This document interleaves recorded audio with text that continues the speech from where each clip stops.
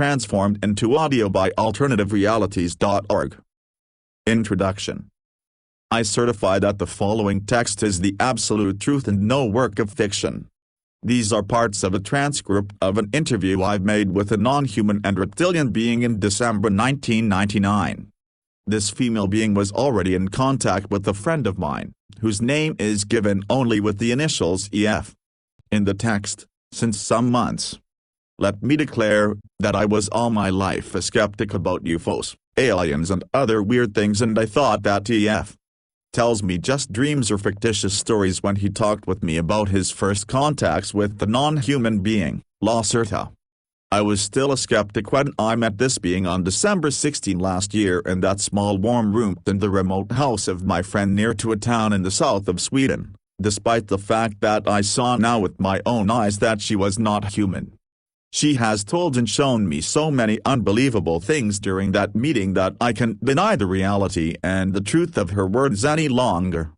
This is not another of that wrong UFO papers which claim to tell the truth but tell, in fact, just fiction. I'm convinced that this transcript contains the only truth and therefore you should read it. I had talked with her for over 3 hours, so the following transcript shows you only shortened parts of the interview, because she asked me after the interview not to publish everything she had told me already now.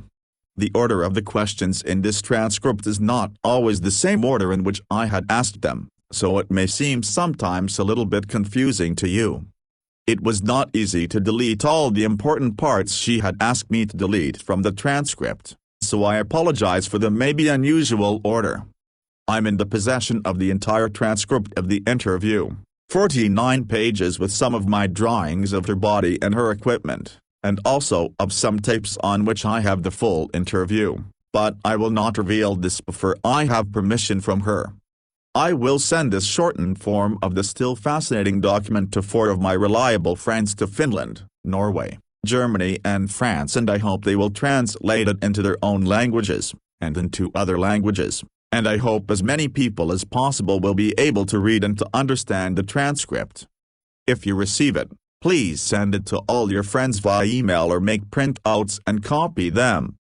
I certify furthermore, that various paranormal abilities of her species like telepathy and telekinesis, including the moving and dancing of my pencil on the table without touching and the flying of an apple around 40 centimeters over her hands, were shown to me during the 3 hours and 6 minutes of the meeting, and I'm absolutely sure that these abilities were no tricks. The following is certainly difficult to understand and to believe for someone who hasn't experienced it, but I was really in contact with her mind, and I'm now completely sure that everything she said during the interview is the absolute truth about our world. Unfortunately, if I read the entire transcript and, much more, this very shortened form by myself, I have the strong impression that everything I've written sounds too unbelievable to be true, that everything sounds more like a bad science fiction story from TV or cinema, and I have doubts that anyone will believe my experiences. But they are true, if you believe it or not. I can't expect from you that you believe my simple words without evidence, but I can't give you that evidence. Please read the transcript and think about it, and you will maybe see the truth in these words. There will be a new meeting between me and her, again in the same house in Sweden, on April 23, 2000, and she promised me to give me maybe some evidence for her existence. In the meantime, I collect questions which I will ask her then. Maybe she gives me permission to reveal more of the missing parts in that transcript and about the coming bore. Believe it or not, this makes no real difference, but I hope you will believe. Ole K. Transcript of interview, shortened version, December 16, 1999. Question: first of all, who are you and what are you? Are you an extraterrestrial species, or can your origin be found on this planet? Answer: as you could see with your own eyes, I'm not a human being like you, and to be honest, I'm no real mammal, despite my partly mammal-like body features, which are a result of evolution. I'm a female reptile being, belonging to a very old reptilian race. We are the native Terrans, as we live on that planet since millions of years. We are mentioned in your religious writings like your Christian Bible, and many of the ancient human tribes were aware of our presence and worship us as gods, for example the Egyptians and the Inca and many other old tribes. Your Christian religion has misunderstood our role in your creation, so we are mentioned as evil serpent in your writings. This is wrong. Your race was genetically engineered by aliens, and we were just the more or less passive visitors of this accelerated evolution process. You must know, some of your scientists have already supposed this, that your species had evolved in a naturally completely impossible speed within just 2-3 millions of years. This is absolutely impossible, because evolution is a much slower process if it's natural, but you have not understood this. Your creation was artificial and done by genetic engineering, but not by us but by an alien species. If you ask me, if I'm an extraterrestrial, I must answer no. We are native Terrans. We had and have some colonies in the solar system, but we originate on this planet. It's in fact our planet and not yours, it was never yours. Question: can you tell me your name? Answer: this is difficult, because your human tongue is not able to pronounce it correctly, and a mispronunciation of our names is very offensive for some of my kind. Our language is very different from yours, but my name is, I will try to say it smoother by use of your human letters, something like Shashakask with a very, very strong pronunciation of the SH and K sounds. We have no forenames like you, but only a single but unique name which is divided and characterized by the way of speaking, and which is given not to children, who have a known children name, but only in a special procedure in the adolescent age at the time of either religious or scientific enlightenment or awareness, as you would call it. I would appreciate it if you don't try to say my real name with your human tongue. Please call me Lacerta. This is the name I generally use when I'm among humans and talk with them. Question: how old are you? Answer: we measure the time not like you in astronomical years and in the revolving of the Earth around Sun, because we usually live beneath the surface of the planet. Our time measurement depends on periodically returning cycles in the Earth magnetic field, and according to this, and said with your numbers, I'm today, let me calculate, 57,653 cycles old. I have reached my adult phase and my awareness 16,337 cycles ago. This is a very important date for us. According to your human time scale, I'm around 28 years old. Question: what is your task? Do you have a job like us? Answer: to say it with your words, I'm a curious student of the social behavior of your species. That's why I'm here and talk to you. That's why I have revealed my real nature to E.F. and now to you, and that's why I give you all that secret information, and why I will try to answer all the questions on your many sheets of paper honestly. I will see how you react, how others of your kind react. There are so many crazies and liars of your kind on this planet who claim to know the truth about us, about UFOs, about aliens and so on, and some of you believe their lies. I'm interested to see how your species will react if you make the truth, which I will tell you now, public. I'm quite sure every one of you will refuse to believe my words, but I hope I'm wrong, because you need to understand if you want to survive the coming years. Question: I've read your full statement, which you have given to E.F. about this, but can you give me now just a short answer? Are UFOs real flying objects piloted by extraterrestrials, or do they belong to your species? Answer: some observed UFOs, as you call them, belong to us, but most not. Most of the mysterious flying objects in the sky are not technological devices but mainly misinterpretations of natural phenomena your scientists have not understood, like spontaneous plasma flares in the high atmosphere. Nevertheless, some UFOs are real craft belonging either to your own species, especially to your military, or to other alien species, or at last to us, but to minority of sighted craft belongs really to us, because we are generally very careful with their movements in the atmosphere and we have special ways to hide our ships. If you read a report about the sighting of a metallic bright gray cigar-shaped cylindrical object with a length of, there are different types, let me say between 20 and 260 of your meters, and if this object had made a very deep humming sound, and if there were 5 bright red lights on the metallic surface of the cigar, 1 at the top, 1 in the middle, 2 at the end, then it's likely that someone of you have seen one of our ships, and this means that it was either partly defect or that someone of us was not careful enough. We have also a very small fleet of disc-shaped craft, but such UFOs belong usually to an alien species. Triangular UFOs belong generally to your own military, but they use foreign technology to build them. If you really want to try to see one of our craft, you should have a look at the skies over the Arctic, the Antarctic, and over in Eurasia, especially over the mountains there. Question: have you a special symbol or something like that with which we can identify your kind? Answer: we have 2 major symbols representing our species. 1, the more ancient, symbol is a blue serpent with 4 white wings on a black background. The colors have religious meanings for us. This symbol was used from certain parts of my society, but it is today very seldom you humans have copied it very often in your old writings. The other symbol is a mystic being you would call a dragon in the shape of a circle with 7 white stars in the middle. This symbol is much more common today. If you see one of that symbols on a cylindrical craft I've described in my previous answer, or on some underground installation, this thing or place belongs definitely to us, and I would advise you to go away from there as soon as possible. Question: the 7 stars in the second symbol you've mentioned, do they mean the Pleiades? Answer: Pleiades? No. Actually, the 7 stars are planets and moons, and they are a symbol for our former 7 colonies in the solar system. The stars are shown in front of a blue background, and the dragon circle means the shape of Earth. The 7 white stars mean Moon, Mars, Venus, and 4 moons of Jupiter and Saturn we had colonized in the past. 2 colonies are no longer in use and abandoned, so 5 stars would be more correct.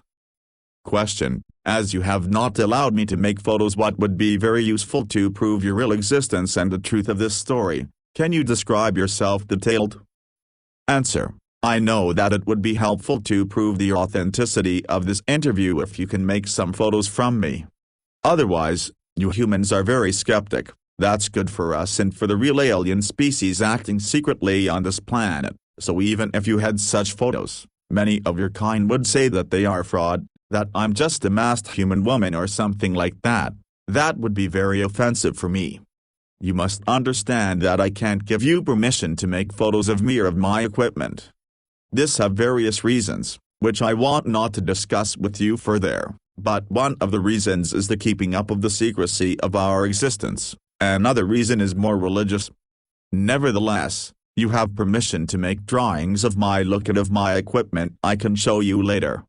I can also try to describe myself, but I doubt that others of your kind will be able to imagine my real look just from simple words, because the automatic denial of the existence of reptilian species and generally of intelligent species other than your own is part of the programming of your mind.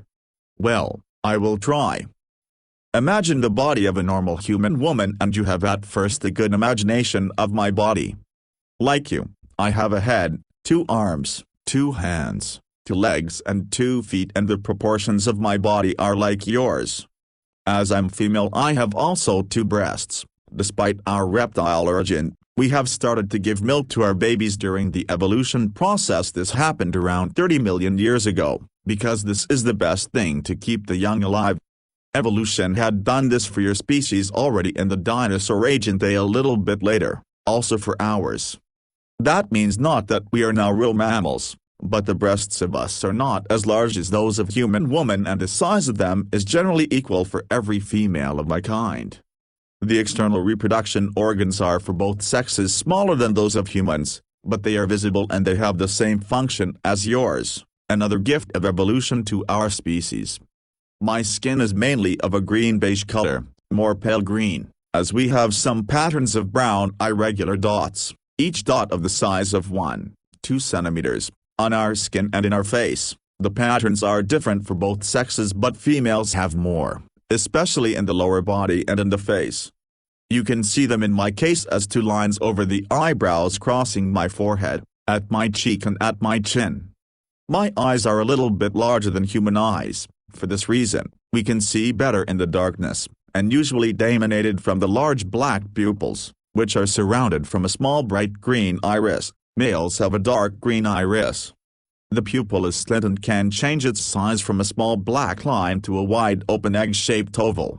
Because our retina is very light-sensitive and the pupil must compare this. We have external round ears but they are smaller and not so curved as yours, but we can hear better because our ears are more sensitive for sonic. We can also hear a wider range of sonic. There's a muscle or lid over the ears which can completely close them, for example underwater. Our nose is more pointed and there is a V-shaped curving between the nostrils, which enabled the ancestors to see temperature. We have lost most of this ability, but we can still feel temperature much better with this organ. Our lips are shaped like yours, those of females a little bit larger than those of males, but of a pale brown color, and our teeth are very white and strong and a little bit longer and sharper than your soft mammal teeth. We have no different hair colors like you, but there is a tradition to color the hairs in different ages, and the original color is like mine, a greenish brown. Our hairs are thicker and stronger than yours and they grow very slow. In addition, the head is the only part of our body where we have hairs. Our body, arms and legs are similar in shape and size to yours, but the color is different, green-beige, like the face, and there are scale-like structures on the upper legs, over the knee, and upper arms, over the elbow. Our 5 fingers are a little bit longer and thinner than human fingers and our skin on the palm is plain, so we have no lines like you but again a combination of a scale-like skin structure and of the brown dots. Both sexes have the dots on the palm, as we have no fingerprints like you. If you touch my skin, you will feel that it is smoother than your hairy skin. There are small sharp horns on the upside of both middle fingers. The fingernails are gray and generally longer than yours. You see that my nails are not so long and round at the top. This is because I'm female. Males have sharp pointed nails with a length of sometimes 5 or 6 of your centimeters. The following feature is very different from your body and part of a reptilian origin. If you touch the backside of my upper body you will feel a hard bony line through my clothing. This is not my spine but a very difficult shaped external plate structure of skin and tissue following exactly our spine from the head to the hip. There is an extremely high number of nerves and large blood vessels in this structure and in the plates, which are around 2 or 3 centimeters long and very touch sensitive. This is the reason why we have always problems to sit in chairs with the back like this chair. The main task of these small plates, beside a role in our sexuality, is simply the regulation of our body temperature, and if we sit in natural or artificial sunlight, these plates become more blood-filled and the vessels become wider and the sun is able to heat up our reptoid blood, which circulates through the body and through the plates, for many degrees, and that gives us a great pleasure. What else is different from your kind? Oh, we have no navel, because we were born in a different way to your mammal birth. The other exterior differences from your kind are minor and I think I must not mention all now, because most of them are not visible if we wear clothing. I hope the description of my body was detailed enough. I would advise you to make some drawings. Question: what kind of clothing do you generally wear? I suppose this is not the way you dress normally. Answer: no, I wear this human everyday clothing only when I'm among humans. To be honest, it's not very comfortable for me to wear such tight things and it is always a very unusual feeling. If we are in our own home, this means in our subterranean home, or in our large artificial sun areas, and if we are together with others near to our own name, we are usually naked. Is this shocking for you? When we are in the public and together with many others of my species we wear very wide and soft clothing made of thin, light stuff. I have told you that many parts of our bodies are very touch-sensitive, mostly the small back plates, so we can feel comfortable in tight clothing because it can hurt us. Man and woman wear often the same kind of clothing, but the colors are different for the sexes. Question: you've said, others near to your own name. Do you mean your family? Answer: no, not really. You would call it family, but with this word you mean only those of your kind which belong genetically together like father or mother and child. As I have said earlier, we have a very difficult and unique name. Part of the pronunciation of that name is absolute unique and there is no other being with the same name, but part of this name, the middle part, is pronounced in a way that told the others to which family I must use the word, because you haven't the right one in your vocabulary, you belong. This means not that all in that group are genetically related to you, because these groups are usually very large and contain between 40 and 70 of us. This group includes generally your genetic relations, except one of them had decided to left this group, and your connection with father and mother is often the strongest. It would be too difficult for me to explain you now our very old social system, which is very complex, and we would need many hours only for the primary things. Maybe we can meet another time and I can give you detailed descriptions of all these things. Question: have you a tail like normal reptiles? Answer: do you see one? No, we have no visible tail. If you look at our skeleton, there is only a small rounded bone at the end of our spine behind the pelvis. This is a useless rudiment of the tail of our ancestors, but it is not visible from the outside. Oh, our embryos have tails during the first months of development, but these tails disappear before they were born. A tail makes only sense for a primitive species which tries to walk on two legs and must hold the balance with the tail, but our skeleton had changed during evolution and our spine is nearly in the same shape as yours, so we need no tail to stay on two feet. Question: you said that you were born in a different way to us. Do you lay eggs? Answer: yes, but not like your birds or primitive reptiles.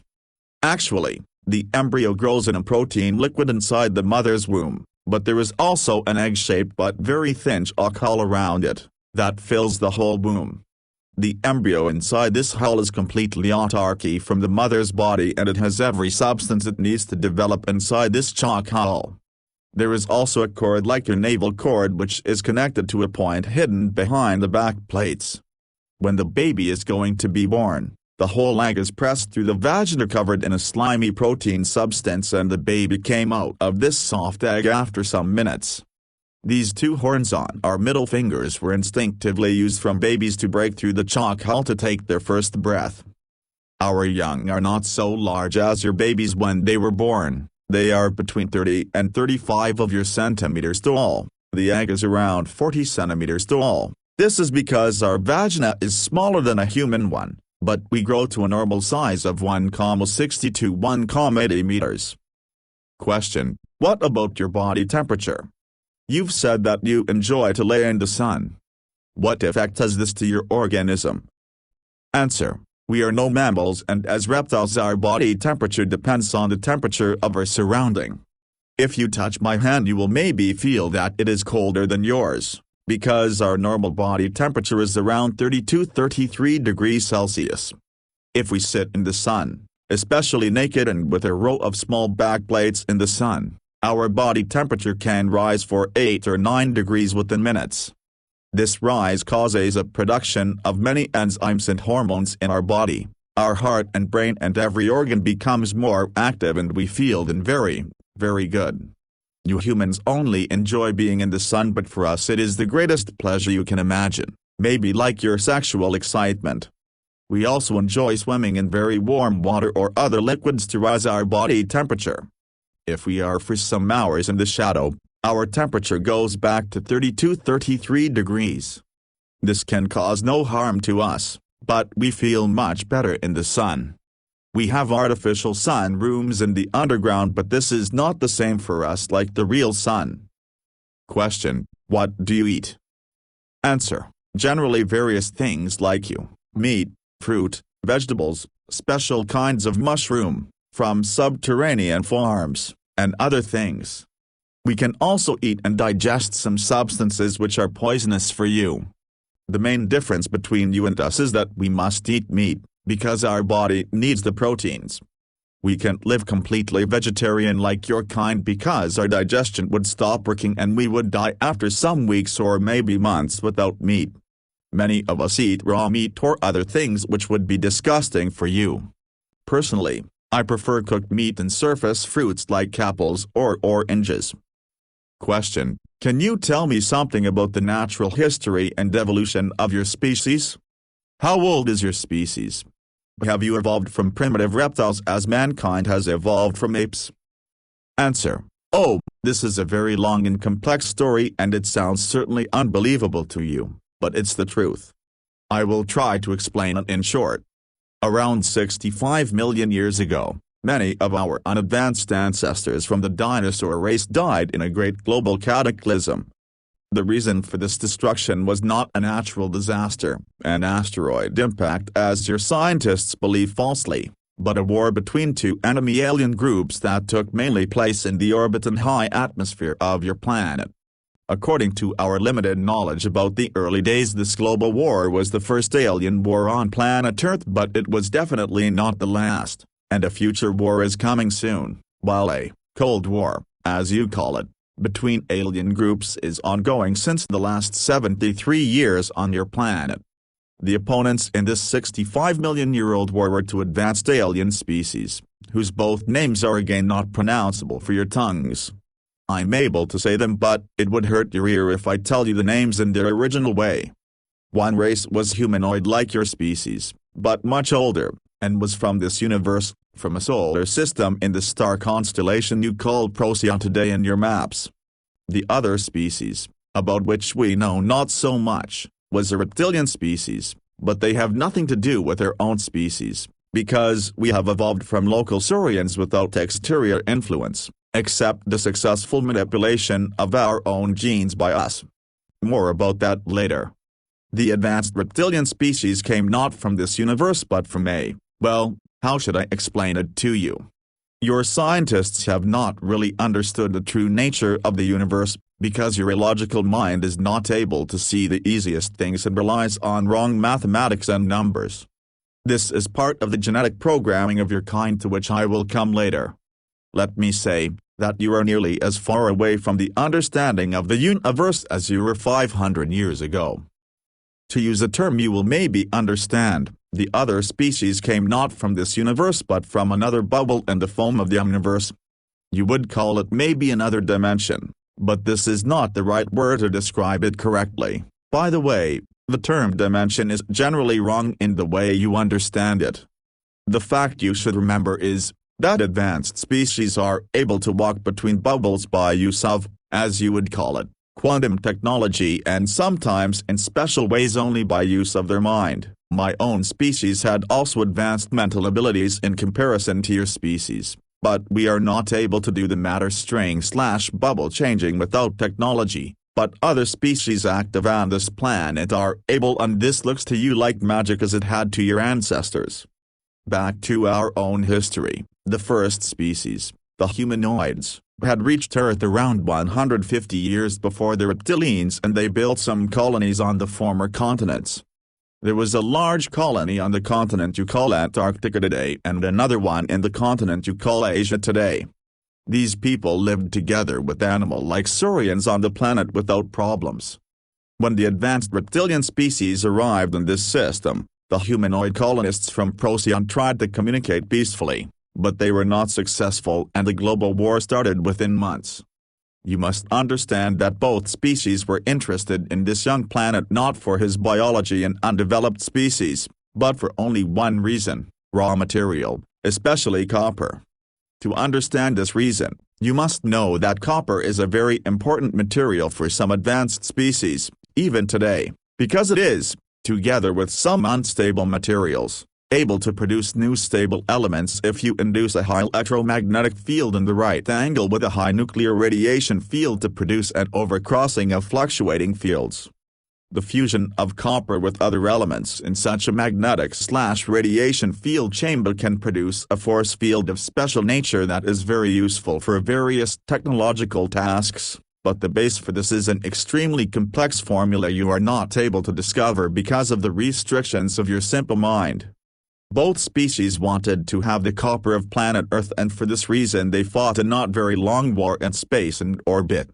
The humanoid species seemed to be successful during the first time, But in a last battle the Reptilians decided to use a mighty experimental weapon, a special kind of fusion bomb which should destroy the life forms on the planet but should not harm the valuable raw materials and the copper.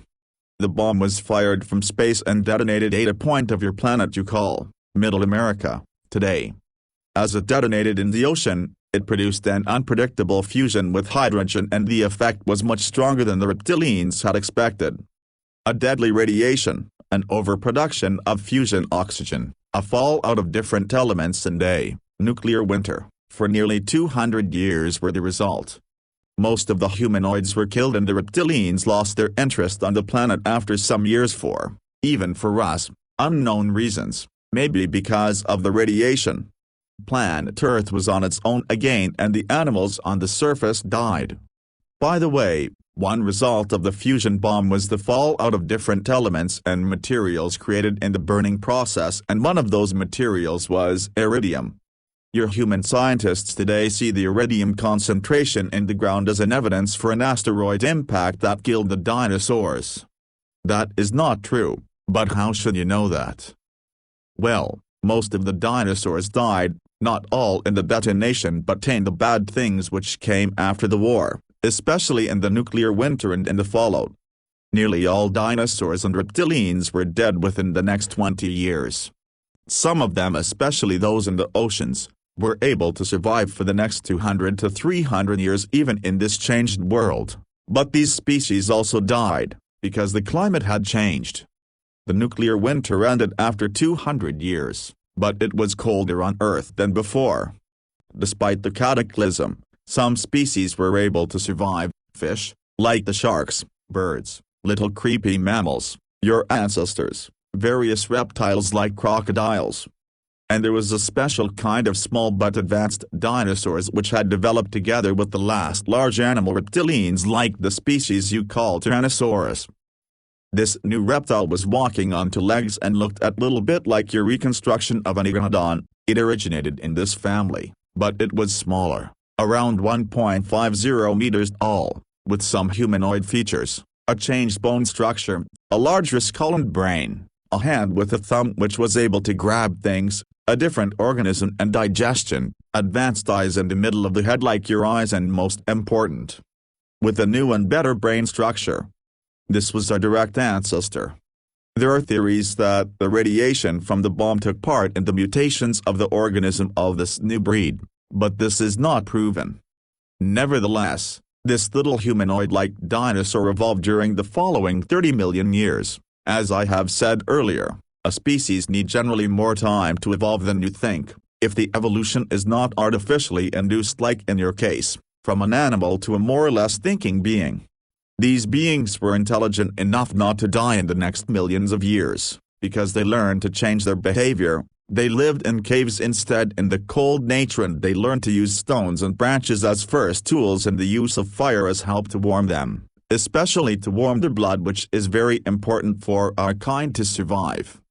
During the next 20 million years this species was divided by nature into 27 subspecies. Unfortunately, former reptilian species were prone to divide themselves in a more or less illogical way into subspecies during the evolution process. You can clearly see this in the unnecessary high number of animal dinosaur species in earlier times, and there were many, mainly primitive, wars between the subspecies for dominance. Well, nature was not very friendly to us, and as far as we know from the 27 subspecies 24 were extinct in primitive wars and in evolution, because their organism and mind was not developed enough to survive, and, as main reason, they were not able to change their blood temperature in the right way if the climate changed. 50 million years after the war and after the end of dinosaurs, only 3, now also technological, advanced reptilian species were remaining on this planet together with all the other lower animals. Through natural and artificial crossbreeding these 3 species were united to one reptilian species, and through the invention of genetic manipulations, we were able to eliminate the dividing-prone genes in our genetic structure. According to our history and belief, this was the time when our final reptilian race, as you see me today, was created by use of genetic engineering.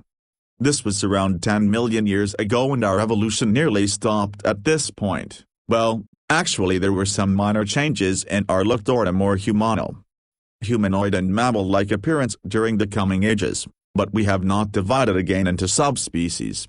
You see, we are a very old race in comparison to your kind, which was jumping around as small monkey-like animals in the trees at this time while we invented technology, colonized other planets of the system, built large cities on this planet, which disappeared without a trace in the ages, and engineered our own genes while your genes were still those of animals. 10 million years ago the small simians started to grow and they came down from the trees to the ground, again because of the change of the climate, especially on the so-called African continent. But they evolved very slow as it is normal for a mammal, and if nothing extraordinary had happened to your kind, we wouldn't be able to sit here and talk, because I would sit in my comfortable modern house and you would sit in your cave clothed with fur and trying to discover the secrets of fire, or you would maybe sit in one of our zoos. But the things had developed differently and you believe now you are the crown of creation, and you can sit in the modern house and we must hide and live beneath the earth and in remote areas. Around 1,5 million years ago, another alien species arrived at Earth. It was surprisingly the first species since over 60 million years. This would be more surprising for you if you would know how many different species are today here. The interest of this humanoid species, you call them a legim today, was not the raw material and the copper, it were to our astonishment the unadvanced ape humanoids. Despite of our presence on this planet, the aliens decided to help the apes to evolve a little bit faster, to serve them in the future as some kind of slave race in coming wars. The fate of your species was not really important for us, but we didn't like the presence of the Illagim on our planet and they didn't like our presence on their new galactic zoo, Planeton, so your 6th and 7th creation was the reason for a war between us and them. You can read about that war, for example, partly in the book you call Bible, in a very strange way of description. The real truth is a very long and difficult story. Should I continue? Question: No, not now. I've made some notes about your history and now I have some questions. Answer: Please ask. Question: First of all, you handle with a very large time scale. You claim that your primitive ancestors lived together with the dinosaurs, survived the, as you called it, artificial cataclysm and evolved in over 40 million years and your evolution was completed 10 million years ago. This sounds very unbelievable to me. Can you say something to this? Answer: I understand that this must sound absolutely unbelievable to you, because you are a young and genetically engineered species. Your historical horizon ends at a scale of just some thousands of years and you think this is right. But it isn't. This is impossible. Your programmed mind is obviously not able to handle with such large time scales. Our evolution time may seem incredible long to you, but this is in fact the original way of nature. Remember, your early mammal ancestors developed together with dinosaurs and they survived the bomb like us. They evolved slowly during the next millions of years and they divided into various species and shapes, some of them larger, some of them smaller. This is evolution of the body. But what about their mind and intelligence? They were simple animals. The mammals evolved since, let us say, 150 millions of years, but only in the last 2-3 millions of years they were able to become intelligent and thinking. And within this small period beings like you were created. From nature?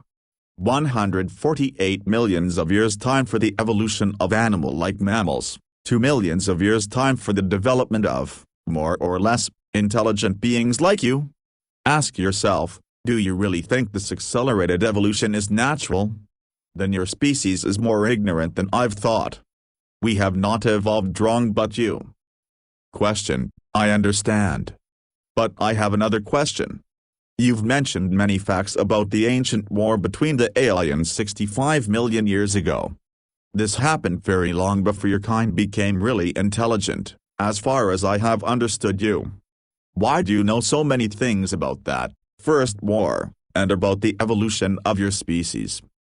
Answer: This is a good question, much better than the previous, And I have not explained it properly to you. Our knowledge about the First War comes completely from an ancient artifact, which was found around 16,000 years ago from our archaeologists on the continent you call North America today. They found there a round plate with a diameter of approximately 47 of your centimeters. The plate was made of an even for us unknown magnetic material, and inside the plate there was another smaller crystal plate which contained an enormous amount of information coded in the molecular structure of the crystal. This memory plate was manufactured from the last bomb survivors of human race from Procyon already 65 million years ago, but it was completely intact when we found it. Our scientists were able to encode the messages and data, and so we heard the first time about the events which took place in the distant past and which led to the extinction of the dinosaurs. The plate contained detailed descriptions of both species, but more about the humanoids, and about the events and weapons, including the fusion bomb. It contained also a description of the animals and saurians on Earth, including our pre-intelligent ancestor species. The rest of our knowledge about our evolution comes from skeletons and from the backreading and encoding of our DNA. You see, we know the real truth about our roots since 16,000 years. Before that time, there was a more religious idea of our creation. Question: what have happened with the both alien species? Answer: we don't know exactly.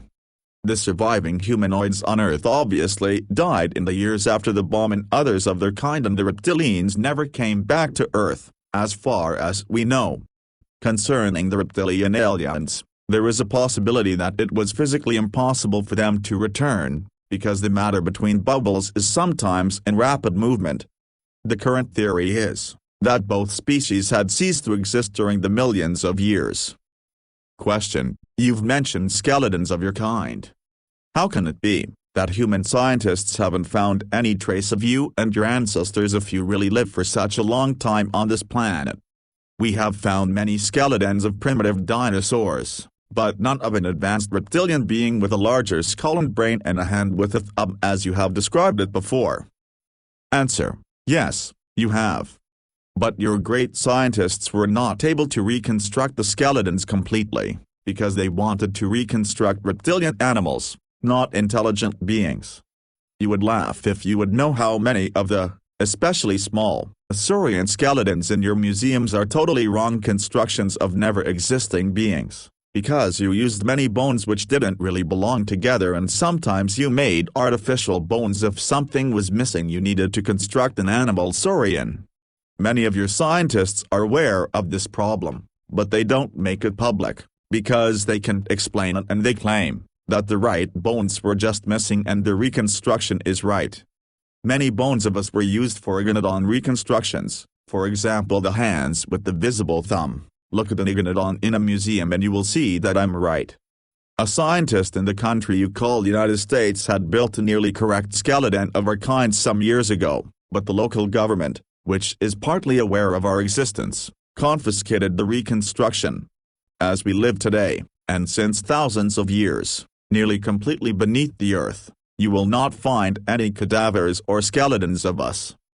Question: you speak sometimes about underground cities and artificial sunlight. Do you mean something like a hollow earth with this? Is there a second sun inside our planet? Answer: no, Earth is not really completely hollow and there is no second sun inside. This story is ridiculous and physically not possible. Even your species should be intelligent enough not to believe this. Do you know how much mass a sun must have to produce energy and light for a longer time by fusion? Do you really think that there could be a small active sun inside the planet? When I talk about our subterranean home, I talk about large cave systems. The caves you have discovered near to the surface are tiny in comparison to real caves and huge caverns deeper in the earth, in a depth of 2,000 to 8,000 of your meters, but connected with many hidden tunnels to the surface or to surface near caves, and we live in large and advanced cities and colonies inside such caves. Major sites of us are beyond the Arctic, the Antarctic, in Eurasia, North America and Australia. If I talk about artificial sunlight in our cities, I don't mean a real sun but various technological sources of light, including gravitational sources, which illuminates the caverns and tunnels. There are special cave areas and tunnels with a strong UV light in every city, and we use that places to heat our blood. Furthermore, we have also some surface sun places in remote areas, especially in America and Australia. Question: where can we find such a surface near entry to your world? Answer: do you really think I will tell you their exact location?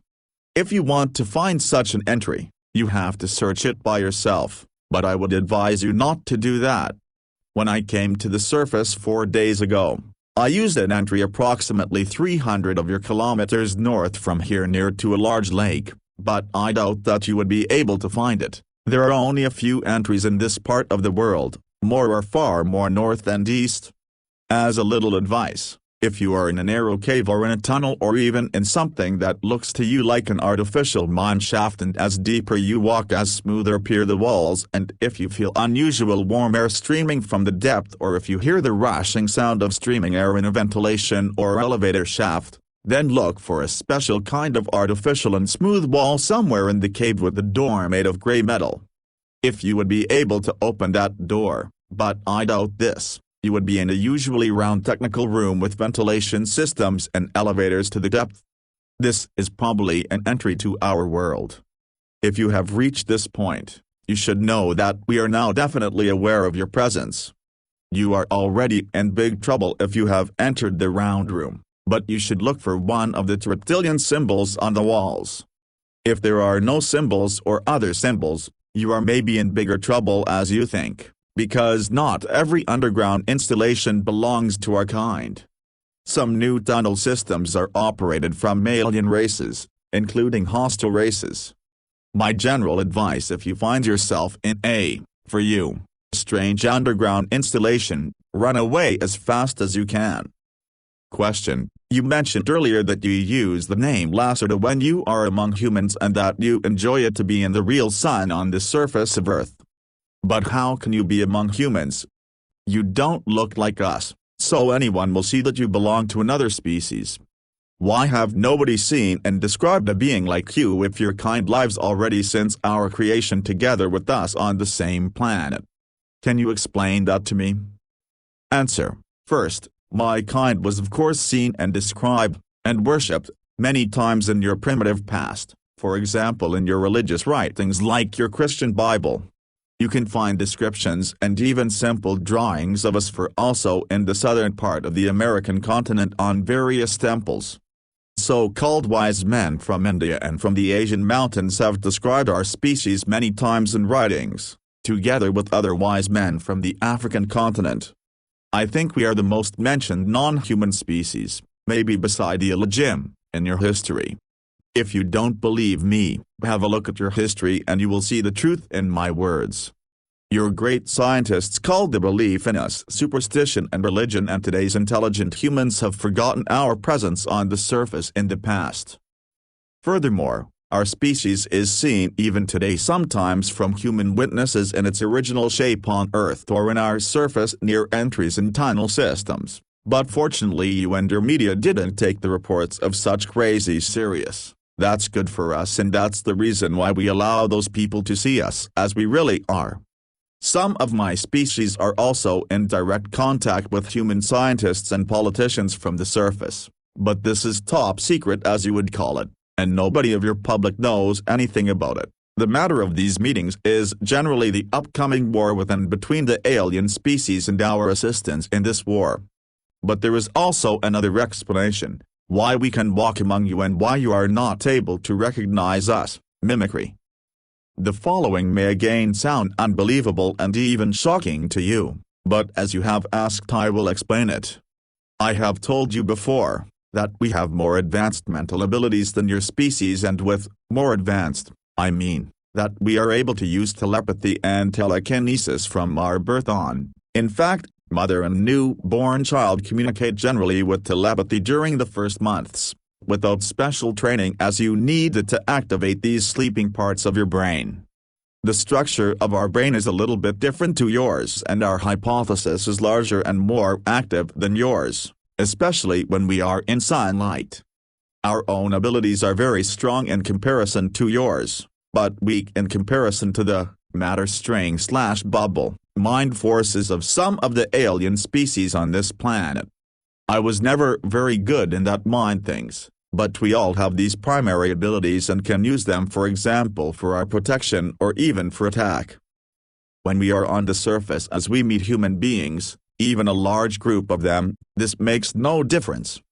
All of your minds are like one mind. We are able to touch their mind and induce them via telepathy the command, "See us as one of your kind," and the weak human mind will accept this order without refusion and they will see us, despite our reptilian look, as normal humans.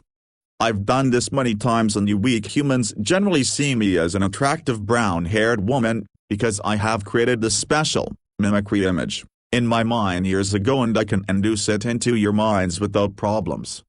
I've needed some time at the beginning to learn the use of the mimicry correctly, but then it worked nearly automatically and I can even walk among a group of yours and nobody will recognize what I am.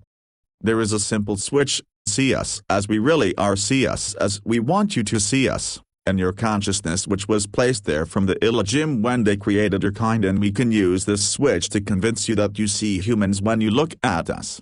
Other aliens use this switch, too. It is easier as you think. When there are meetings between your kind and aliens which seem to look exactly like yours, these aliens have used that switch, and some of the meetings with man-like aliens can be also explained with meetings with my kind. When I met E.F. the first time, he saw me also as a normal human woman, and I remember that he was very frightened and shocked when I revealed him my real appearance.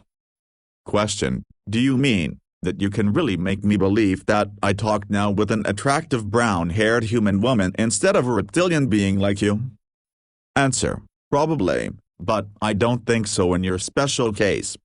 When someone expects to see a human woman instead of me, I can do it without problems with his mind, even with large groups, because nobody expects to see a reptile woman. But I have allowed your mind to see me in my original appearance from our first meeting on, and I have never induced something into your mind, so you have already realized that I'm not human. If I would now try to change this, it would probably lead to an absolute confusion or to unconsciousness, and I don't want to harm you. As I have said, I'm not very good in these things. Question: That's very scary. Can you kill with those abilities? Answer: Yes, but it's forbidden. This means not that it was not done in previous times. Question: Have both sexes these abilities? Answer: Yes.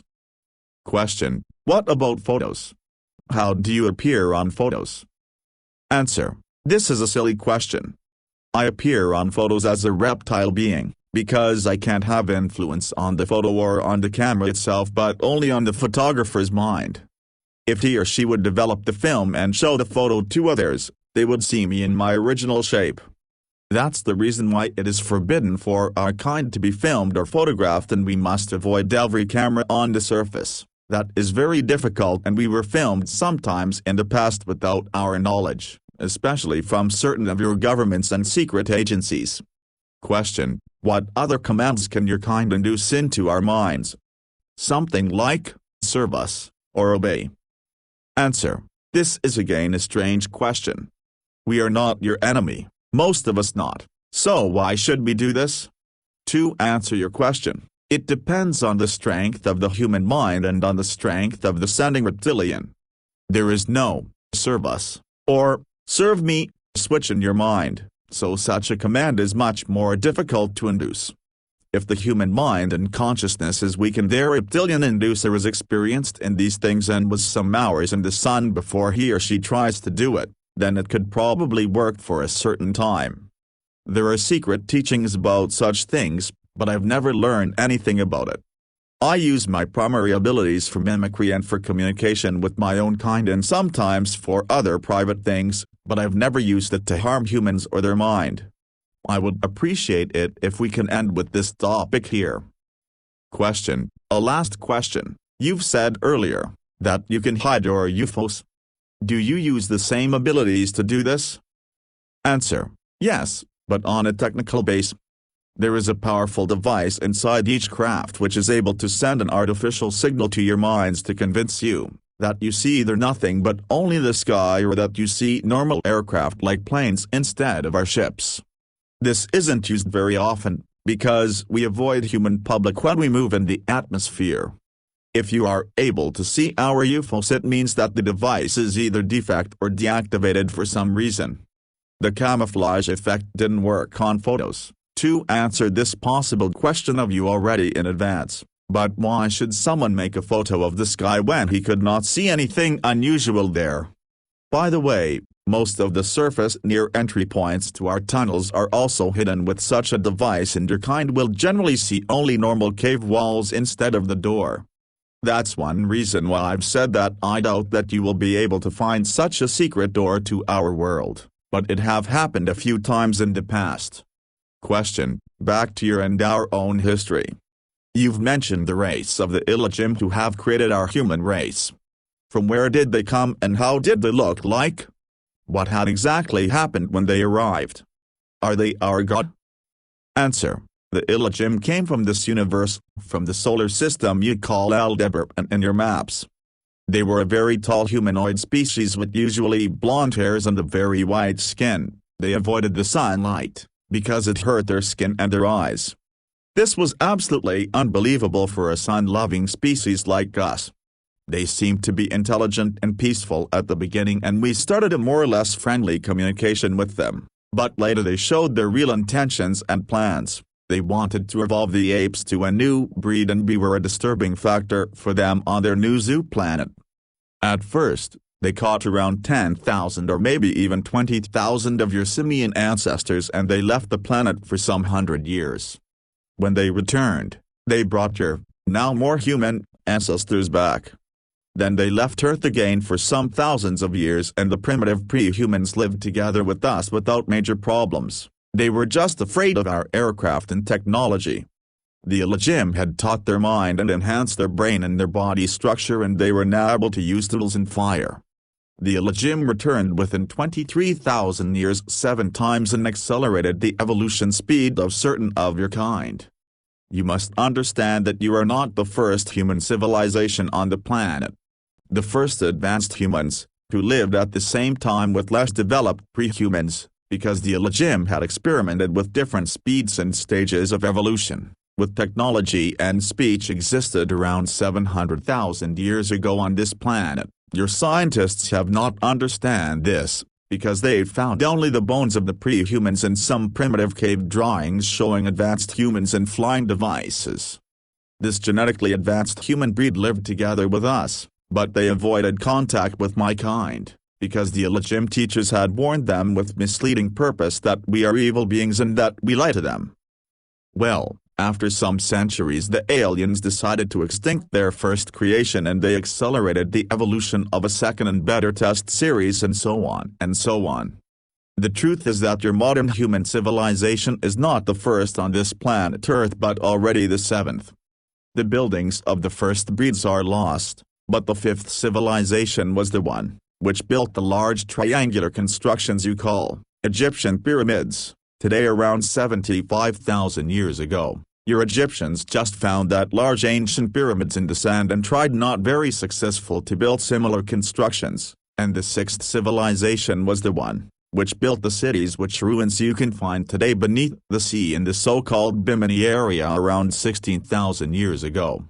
The last creation of the 7th breed of your series was done just 8,500 years ago, and this is the only creation you can remember and to which your religious writings refer.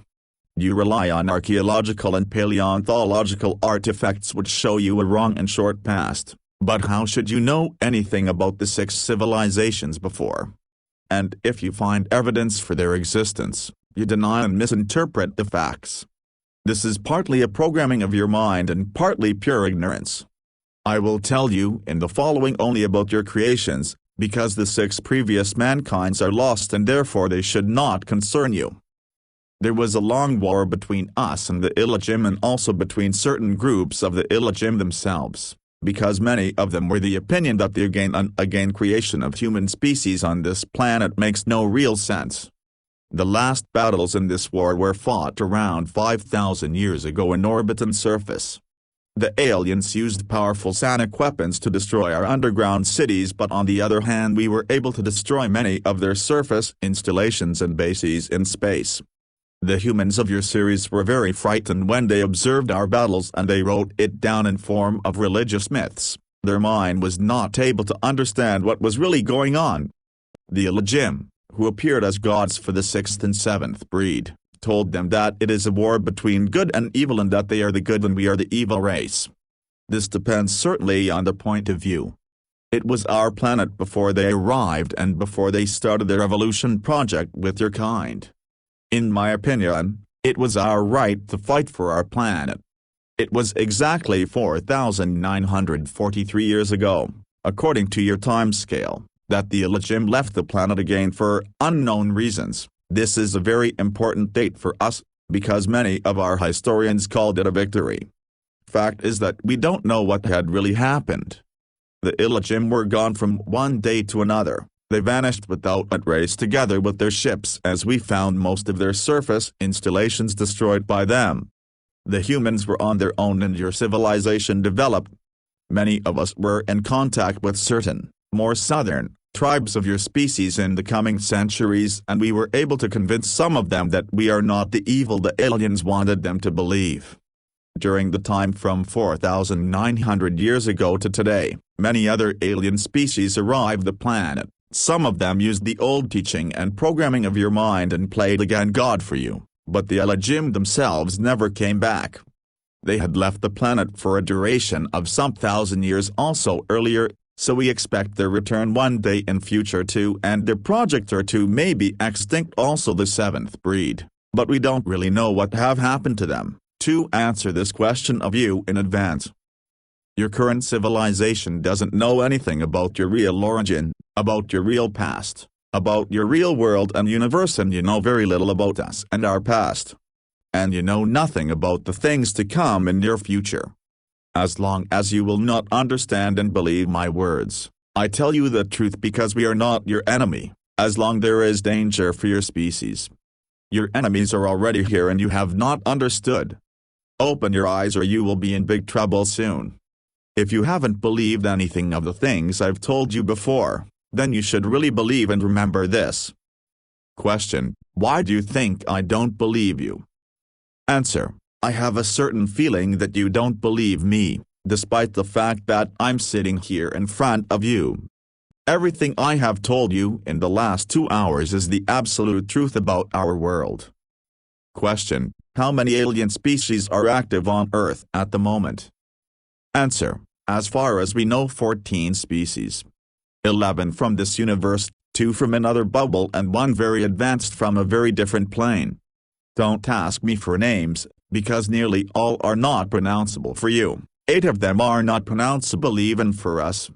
Most of the species, especially the more advanced, are just studying you as animals, and they are not very dangerous for you and for us, and we work together with some of them. But 3 species are hostile, including the one which was in contact with some of your governments and exchanged their technology for copper and other important things, and which had betrayed your kind.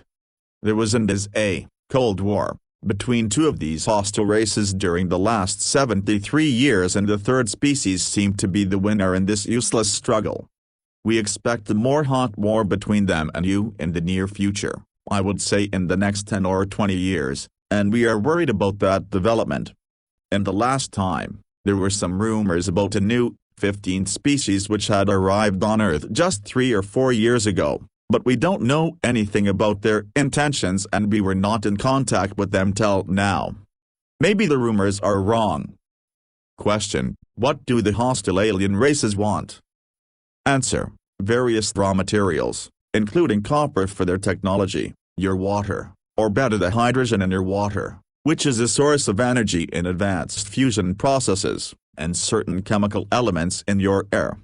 Furthermore, 2 of the species are also interested in your body, in your human tissue and blood, because their own genetic structure is defect through bad evolution and radiation. as far as we know, and they need intact strings from your kind and from animals to repair their own genetic again and again, but they are not really able to repair the defects completely because their DNA and your DNA is not fully compatible. My own species is absolutely incompatible with them, so they are not very interested in us, and they try to make more compatible crossbreeds between you and them by use of artificial fertilizations and artificial wombs.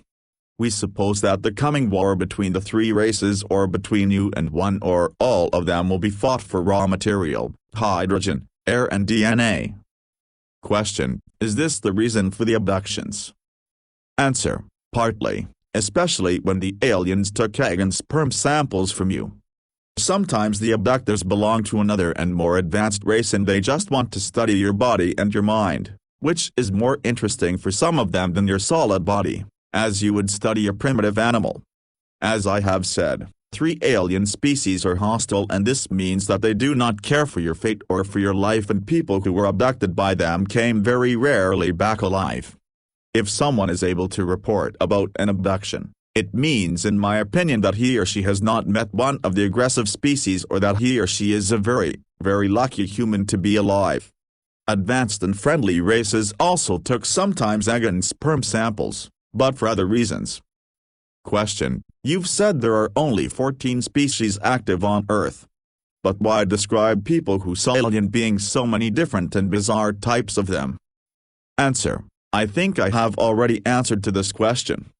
As I have said, most of the alien races have much more advanced mind abilities than you or even me. There is just one alien race completely without such abilities.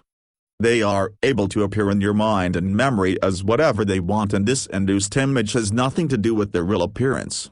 You remember them as normal humans or great dwarfs or even extremely bizarre animals because they want you to remember that, or sometimes they want you to completely forget anything about a meeting with them. Another example: you can for example remember that you were just in a normal of your human hospitals and that some doctors were examining you, and you think not further about what have happened to you, maybe till you discover that there is no hospital in the street where you supposed it, but in fact you were examined by them in one of their laboratories. You can rely on your mind in this case. They appear in different shapes to you to confuse you and to make so-called abduction witnesses who were able to remember the events, or to believe they are able to remember, ridiculous in the public, and as far as we know, they are successful. Believe me, there are only 14 alien species on this planet and only 8 of them abduct humans at the moment, again as far as we know. In addition, not every one of your abductees is one, and some of the aliens in the reports are really just imagination or lies. Answer: how can we protect us against this influence on our mind? Question: I don't know. I doubt you can, because your mind is like an open book to read and write for nearly every species I know. This is partly the guilty of the illegim themselves, because they had constructed or better misconstructed, partly intentionally, your mind and your consciousness without real protection mechanisms. If you are aware that someone tries to manipulate your mind, you can only concentrate on that suspicion and try to analyze every one of your thoughts and memories. Very important, don't close your eyes. This would lead to a different form of brainwaves which are more easy to access, and don't sit or lay down to rest. If you stay awake during the first minutes, you can maybe try to filter the other thoughts and waves in your brain, and the inducer will give up after some minutes if he or she is not successful, because it will start to hurt his or her own brain. This is very difficult and certainly painful, and it can harm you, so better don't try to resist, but it would be the only possibility you have. However, you can try this only with the more weaker species, not with the strong. Question: what do you mean with one species comes from a very different plane? Answer: before I can explain that correctly to you, you must be able to understand the universe, and this would mean a maybe useless teaching of your mind, including the removal of some barriers, of many weeks, and with teaching I mean not only teaching by words. I have said this with your word plane or level because you have again no better word in your vocabulary. And dimension would be in this case absolutely wrong. It's rather wrong even for another bubble, Because a dimension can't exist without planes. If you would be a species living in another or over the plane, and if you would be furthermore able to enter planes without technology so that your body is not made of that kind of matter then you would be the mightiest being you can imagine. This very advanced race I've mentioned had developed outside of here, and they've evolved in fact over billions of years. They would be able to destroy all of you and us and everything with just a single thought. We were in contact with them only 3 times in our whole history, because their interest in your planet is different from that of all other races. They are definitely no danger for you or us. Question: what will happen when the war begins? Answer: this is difficult to answer. It depends on the enemy race and on their tactic. War is not always that primitive thing you humans mean with the word. War can be fought on various levels. One possibility they have is the destruction of your social system by influence on political leaders. Another is the use of advanced weapon systems which can cause earthquakes or volcanic eruptions or other disasters, including weather disasters, which may seem natural to you. The special fields from copper fusion I've mentioned earlier are able to have an influence on your global weather. I think they will not attack the planet directly before the human civilization is weak, because even you have possibilities to destroy their craft, but not many. Let me say that we are not absolutely sure if there will be really such a hot war already in the next years. I don't want to talk further about this. Question: this is the end of the interview. Do you want to say a last sentence or message? Answer: open your eyes and see. Don't believe only in your wrong history or your scientists or your politicians. Some of them know the truth about various things, but they don't inform the public to avoid confusion and panic. I think your species is not as bad as some of my kind thinks, and it would be a pity to observe your end. That's everything I can say. Go through your world with open eyes and you will see, or maybe not. Your kind is ignorant. Question: do you think anyone will believe that this interview is the truth? Answer: no, but it is an interesting experiment for my social studies. We will meet again in some months and you will tell me then what have happened after the publication of my message. Maybe there is hope for your kind. All rights reserved. Copyright The Lacerta file. Translation by Doug Parrish. Taken from http://www.sabin.org/reptiloid/index4.html. Introduction. I once again reaffirm that the following text is the absolute truth and is not fiction. It was composed from 3 original tape recordings which were made on April 24, 2000 with a tape recorder during my second interview with the reptilian creature known as Lacerta. At Lacerta's request, the original text of 31 pages was revised and shortened up to deal with some questions and answers. Some existing questions were partially shortened or amended. It was even undertaken to extract message and significance from it.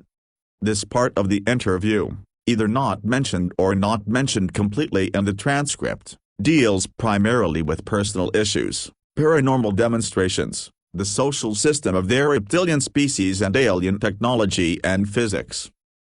The reason for the shifting of the date and time of the second meeting was a possible observation and surveillance of my own person after the publication of the first transcript.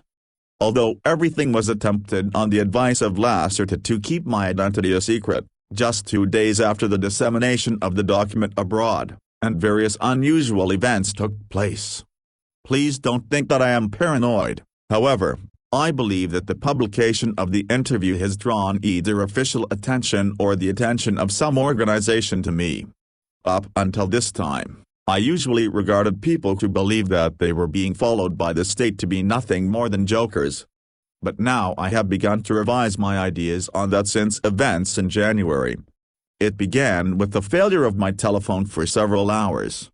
When the phone became operational once again, there were quiet echoes and strange clicking and whirring sounds when I made calls.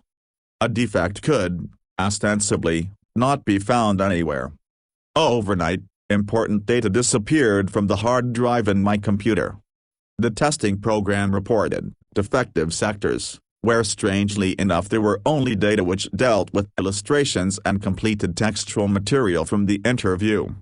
These defective sectors also contained material of a paranormal nature in the field of my research. Fortunately, the material was also stored on floppies. In addition, I discovered by pure chance some hidden data in a likewise hidden directory index. The name which appeared on the data and the directory index was E72UJ.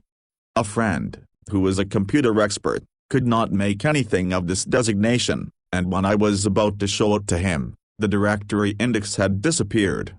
One evening, my apartment door was standing wide open, my TV set was running, and I am absolutely confident that I had turned the TV set off.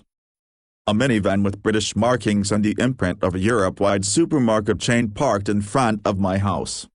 I noticed the same minivan again on several occasions traveling at a distance behind my car, even when I visited the town of 65 kilometers away. When I returned, the car was on the other side of the street once again. I never saw anyone get into or out of the car. A knock on the door of the vehicle and on the tinted windows caused no reaction of any kind. After about 2 weeks, the minivan disappeared again. When I informed D.F. personally about these events, he suggested that I change the place and date of the meeting in order to assure our own and Lacerta's safety. The meeting took place on April 27, 2000 in another isolated location. It was unobserved as far as I can determine. Once again, all of this may sound strange and paranoid, like a fantasy from a cheap science fiction film. However, I can only repeat to and assure the reader once again, all of this is the unadulterated truth. Believe my words or don't believe them. These things have happened and they will continue to happen, whether you believe it or not. Until it is too late. Our civilization is in danger. Ole. K. May 3, 2000. Transcript of the interview, shortened version date of interview, April 27, 2000. Comment by Ole. K. The meeting began with an appraisal of diverse questions and opinions which I had gotten from readers of the first transcript in anonymous fashion through distribution from my trustworthy friends. Some of these opinions altogether, there were over 14 pages of paper, contained comments shaped by everything from a radically religious to a fanatical tendency to welcome contact with a reptilian species. Some of these comments contained stereotypical phrases like, servants of hell, or species of the evil one. I don't want to go into any kind of detailed description here since I don't want to pass on further any false and radical realm of thought. Question: when you read these religious and animosity-ridden comments here, what do you think and feel then? Is the relationships between your species and ours really shaped from that kind of total negation? Answer: does it amaze you that I am not completely angered by that? I had fully expected those kinds of extreme reactions. The programming for the utter negation of another species, especially the reptilian species, as in your own case, is deeply embedded in each of your own individual consciousnesses. This ancient conditioning stems from the days of your third artificial creation and, biologically speaking, is passed down as an information genome from generation to generation. The identification of my species with the powers of darkness was a primary intention of the Elohim, who liked seeing themselves in the role of the powers of light, something which in and of itself represents a paradox, since that humanoid species was extremely sensitive to your sunlight.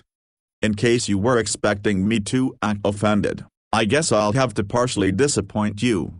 These obscure intentions are not really your fault. You are simply following for the most part what you have inherited from your ancestors. It is indeed actually somewhat disappointing that many of you develop no especially strong individual self-conscience, for this would help you to overcome the conditioning. As I already said, we were in direct contact in the last several centuries with some of your more primitive human tribes. These tribes had themselves succeeded in breaking through the old creation programming. They were able to meet us without tension, hate, and total rejection. Apparently many of your modern civilized individuals are not in a position to think on their own, but rather let themselves be guided by programming and religion, which is also a manifestation of that ancient programming and part and parcel of the plan of the Elohim. Therefore, comments of that kind I'd sooner regard as amusing than irritating. They simply confirm in large measure for me my suppositions about your defined mode of thinking. Question: Therefore, you are not the species of the evil one, as was remarked earlier? Answer: How am I supposed to answer that? Your people still think according to a simple and completely inappropriate scheme of generalizations. Simply put, there are absolutely no purely evil species. There exist in every terrestrial and extraterrestrial species alike both good and evil individuals. It's even true of your own people, but there is no such thing as an absolutely evil species. This conception is really very primitive. You people have believed from time immemorial what you are supposed to believe, what was foreseen for you to believe by your creators. Every well-known species, even the more highly developed ones, consists of a great number of individual consciousnesses. At least a portion of the consciousness is individual. Even though there are connecting fields of consciousness, these self-sufficient spirits are able to decide freely for themselves a lifestyle which is either good or evil, according to your own human standards. It depends again on the respective point of view. Your people are not necessarily in a position to judge whether the deeds of a much more highly developed species are good or evil, because you stand at a lower observation point, from which an assessment is not possible. Your simple words good and evil are in any case examples of a tendency towards generalization. In my language there are many concepts for the various shades of meaning of individual behaviors in comparison to the norms of a society. Even those extraterrestrial species which are inclined to act with antagonism towards you are not species of the evil one, even though they operate negatively with respect to your own race. They do this for their own reasons and do not regard themselves as evil. Were your structured way of thinking more linear and more focused as theirs is, then you would also behave in such a fashion. The attitude of a species towards other kinds of existence naturally depends very heavily on its respective structured way of thinking. Each species sets its own priorities. To classify that as good or evil is really quite primitive, for the survival of any species argues for many varieties, among them your own, as well as for even the most varied of the worst or negatively directed deeds. I won't even exclude my own kind in this regard, for there have been certain occurrences in the past which I don't personally welcome, but about which I would also not like to go into detail. None of these occurrences have happened in the last 200 years of your time scale. But please note the following: there are no absolutely good and there are no absolutely bad species, because each and every species always consists of individuals. Question: in letters that I got, there was often the question whether you could go into any greater detail regarding the advanced physics that you commented on last time. Many people said, your words made no sense. For example, how do UFOs function? How do they fly? How do they perform the maneuvers that they do? Answer: I ought to explain that to people? That's not all that simple. Let me think about it for a minute. I always have to use very simple words in order to make clear to you the basic principles of a higher kind of science. Let's try this. You have to be clear about some fundamental facts. The very first thing is that you must divide up the conception of the physical world because each existence consists of different layers. Let's say for simplicity's sake that it consists of a material illusion and a sphere of influence. Translators note, no legitimate translation exists for this word Feldraum. Feld means field, Raum means space, room, expanse. Therefore, I'm translating it as sphere of influence. Certain physical conditions are associated only with the realm of the material, as in concrete, while other and more complicated conditions are associated only with the sphere of influence of the material world. Your conception of the physical world is based upon a simple material illusion. That illusion is further subdivided into 3 elementary or basic conditions of matter. A fourth and very important condition also exists, which you simply pay attention to more or less as you choose. It is the one bordering on the sphere of influence or plasma realm. For you, the theory for a controlled transformation or an elevation of the frequency of matter and the stable existence of this fourth aggregate condition of matter is not very common, or it exists at a very primitive level. As an aside, there are simply 5 states of matter, but the post-plasma state would really be going too far and it would only serve to confuse you. Besides, it is not necessary for an understanding of the basic theory. It is connected with diverse phenomena which you would characterize as paranormal. Now, back to the essentials, plasma. Now, with plasma I don't mean just hot gas, as the concept is generally simplified by your people, but rather I mean a higher aggregate condition of matter. The plasma state of matter is a special form of matter which lies between its real existence and the sphere of influence, that is, a complete loss of mass and pure accretion of energy of various form whenever matter is pushed or shoved. Comment note: no explanation was given for the use of the word pushed, shoved, as used in this context. Your guess is as good mine. The fourth state of matter is very important for certain physical conditions which can be used, for example, to, how should I express this to you? Generate anti-gravity. That's a rather strange human word and not really correct, but you ought to understand it better this way. Essentially, in the world of real physics, there are no bipolar forces, but rather only observer-dependent reflective behavior of a single, large unified force at different levels. With anti-gravity or the displacement of gravitational characteristics into levels, one can, for example, cause apparently solid matter to levitate. This method is employed partly by us and by extraterrestrials as well as a means of propulsion for their UFOs. You people are moving on a really primitive level towards a similar principle for your secret military projects, but since you have more or less stolen this technology, and it was later falsely passed on to you intentionally by the extraterrestrials, you lack the real physical understanding. As a result, you have to struggle with problems of instability and radiation with your UFOs. According to my information, there have been a great number of deaths of your people because of intense radiation and field disturbances. Don't you agree? This is also an example of the business regarding the question of good and evil.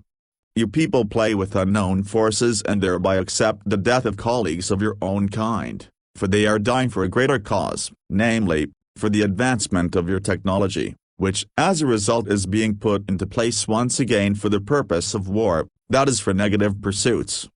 Now, one can give you the benefit of the doubt, that only the least number of your kind have any knowledge about these alien projects which are, as you explain it, top secret. It was told to you that the higher the ordinal or ranking number of basic matter, the simpler the heightening of the condition, but that is only partially correct. If you can't circumvent these powers, then you're better off not attempting it. But your kind has always been ignorant and has from time immemorial tried to play around with forces which you have not even understood. Why would that ever change? You remember this business of copper fusion? By means of the fluctuation at the right angle with the induced radiation field, copper is fused with other elements. The illusion of matter is fused, the fields in the sphere of influence overlap each other, but the main force would be reflected by that process and would assume a quasi-bipolar character. The resulting connection in the field would therefore not be stable in the normal condition of matter and unsuited for tasks. As a result, the entire field spectrum is shifted to a higher plasma-like condition, whereby the spectrum comes together with this harsh shifting to the opposite pole side. The word is not correct, of the force field, and it resembles quite closely a gravitational shift. This shifting causes a tilting of the repulsing quasi-bipolar force, which now no longer flows to the interior of the force field, but rather flows partly to the exterior of the field. The result is an interstratifying reflective force field which is very difficult to modulate within certain technical boundaries in relation to its own characteristics. It can also carry out a multiplicity of tasks, as for example, causing massive flying objects to be levitated and maneuvered. It can also exert a camouflage function in the realm of electromagnetic radiation as well as manipulate temporal sequences of events, indeed only to very limited extent, and other things as well. Are you familiar with your quantum tunnel effect? Even the amplitude equalizations among genuine matter can be achieved with one of those kinds of fields if the frequency and the distance from the plane of the field are high enough. Unfortunately, the whole thing that I have explained to you in your words has come out to be rather primitive, I'm afraid. It sounds rather strange and certainly impossible for your comprehension, but perhaps this simple explanation can be of some use to you in helping you to understand. But then again, maybe not. Question: is there a scientific substantiation from paranormal powers, as for example with your powers of thought? Answer: yes. In order to explain that, one has to acknowledge the physical reality of the sphere of influence. Felddraum. I'll try to do it. Wait just a second. You are going to have to separate yourself mentally from the illusion that that which you see is the true nature of the universe. It is, at best, the surface of a side. Imagine for yourself that all the matter here you, this table, this pencil, this technical device, this paper, does not really exist, but that it is rather only the result of a field oscillation and a concentration of energy.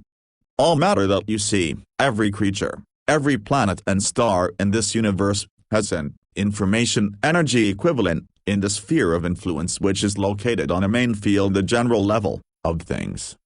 Now, there is not only one level, but several. Last time, I had mentioned that highly developed species which is capable of changing levels, which is something completely different from the simple bubble changing, for bubbles are a part of each and every level. Do you understand? Dimensions, as you call them, are a part of a solitary bubble. Bubbles or universal foam are a part of a level, and levels are layers in the sphere of influence, while the sphere of influence, acting in the capacity of single physical size, is essentially unending. It is composed of innumerable information energy layers and general levels. There are in the sphere of influence no null levels, all are the same, but they are separated by means of their energy conditions. I notice that I am confusing you now. I think I ought to stop with this explanation. Question: no, please continue. How do concrete paranormal powers arise? Answer: well, okay then. Let's try something simpler. Again, it is not completely correct, but let's begin in this manner. Tangible matter on this side is mirrored in the sphere of influence, Felddraum, as a field with distinct layers. These layers contain information, as an example, about the simple structure of matter or the string frequency, but also there is stored information stemming from the development of matter. Are you familiar with the human concept of morphogenetic fields? One part of the layer could be designated as such. Now there is still another intermediary layer for which you unfortunately have no human concept, since the theory is not common in human thinking. Let's call it a paralayer, for this layer is mainly responsible for everything which you call science paranormal and which lies outside the boundaries of your primitive science. This paralayer lies between the layers of matter and the morphogenetic layers of a field in the sphere of influence. It can actively integrate with both. Your body, for example, is mirrored as a field in the sphere of influence, Felddraum. That doesn't mean that it does not also exist here as well as flesh, blood, bones, and the form of matter strings or atoms, but not only that. Existence is always a duality. Some layers of the field contain simple information about the solid matter of your body and its frequency, while other layers contain information about your spirit, your consciousness, or, speaking from a human religious point of view, your soul. Awareness or consciousness in this case is a simple energy matrix, divided into different layers of your field in the sphere of influence, nothing more, nothing less. Genuine awareness can also exist here on the matter side, but only in the form of post-plasma, the fifth form of matter. With the necessary physical knowledge and the corresponding technology, the consciousness/awareness matrix, or soul, can also be separated from its field of rest. It can, despite its removal, continue to exist in a self-sufficient manner for a certain amount of time. That has the strange occult name of soul robbing. But above all, we're talking about science here, not about magic or dark forces. Comment by Ole. K. The soul robbing was mentioned in one of the radical, religiously motivated comments in connection with the reptilian species. But back to your question, creatures with more powerful mental powers can have a direct influence on the paralayer by means of their consciousness/awareness fields. Now this layer is not limited only to the individual, but rather as a part of a general information layer. You could call it in a prosaic sense the community soul, that is connected with all animate and inanimate matter and all consciousness which exists on this main level.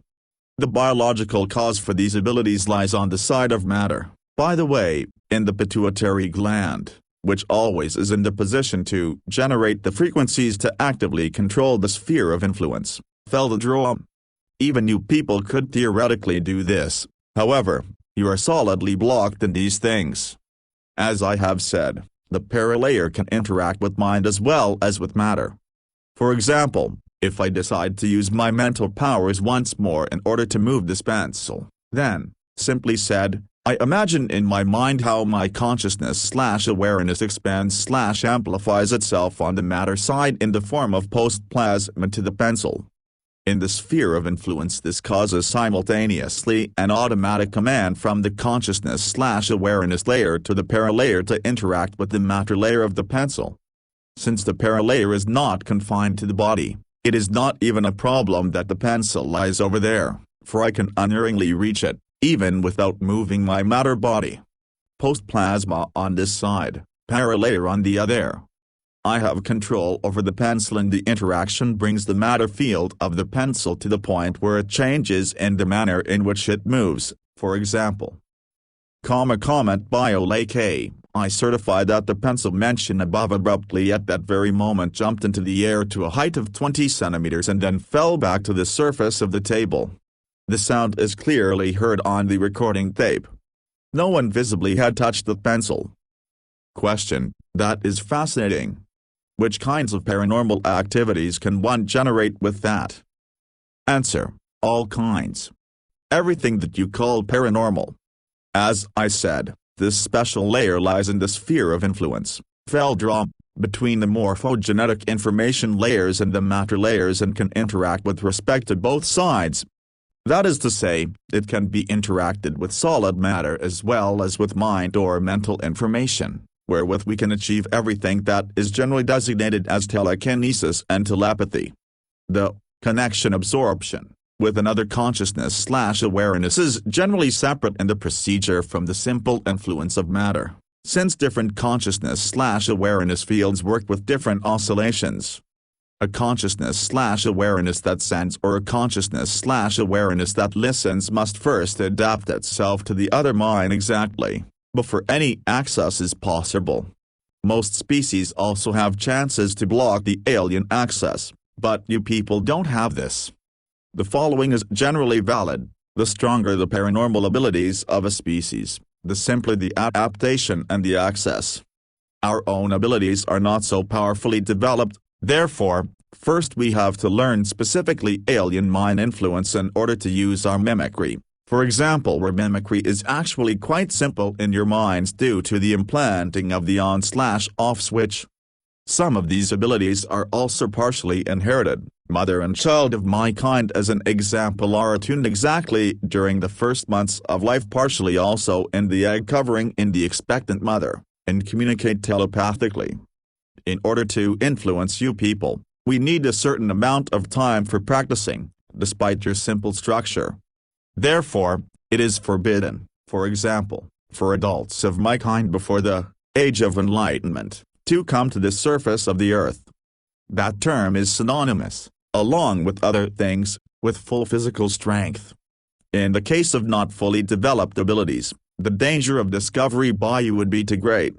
By the way, there are of course numerous secret teachings about the real possibilities which can give one these abilities, but I really don't know anything exact about that. Whenever an alien mind ought to be influenced, then there are some generally valid steps, which are set into motion by other extraterrestrial species.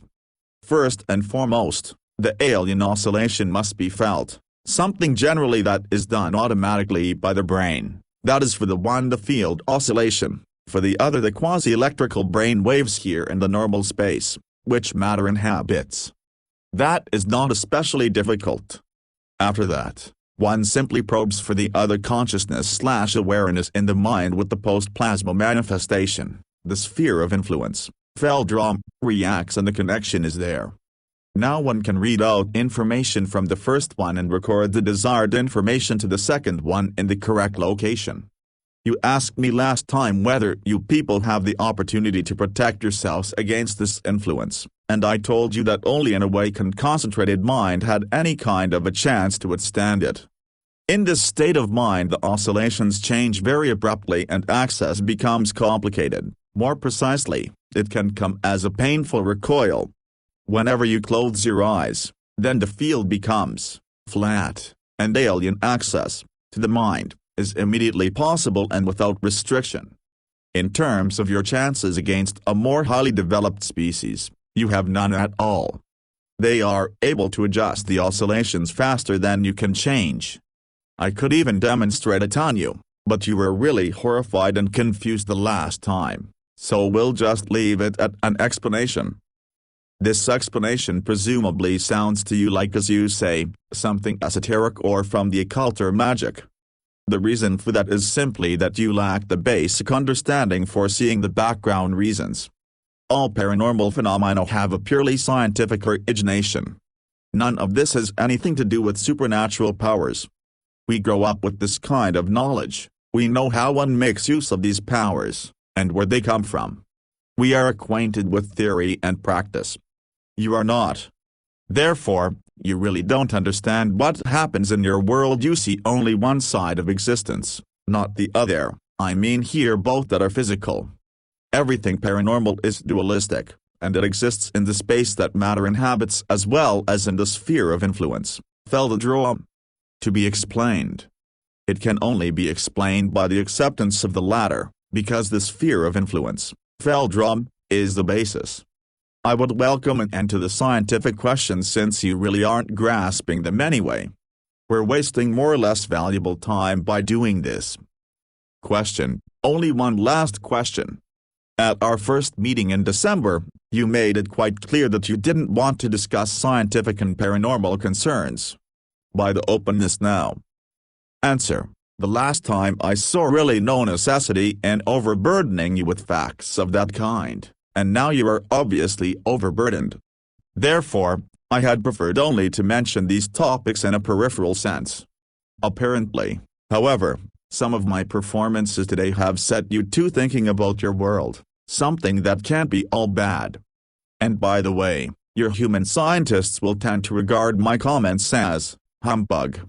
And so I see no great danger in spreading this information widely. No one will pay much attention to it. By the way, the words of people who have characterized me as a creature of evil have their basis in the belief in occult powers and magic, both of which things do not exist. There is no magic, only highly developed science, and everything that you label as magic is only a part of science. If you would only comprehend that, then you would be a step ahead in your development. My openness on this issue ends here. Pose other questions, please. Question: good. Let's talk about UFOs. Can you explain to me how our governments came into possession of UFO material to the point that they could start their own projects? Did it have anything to do with the Roswell incident? Answer: yes, but that incident was not the first one.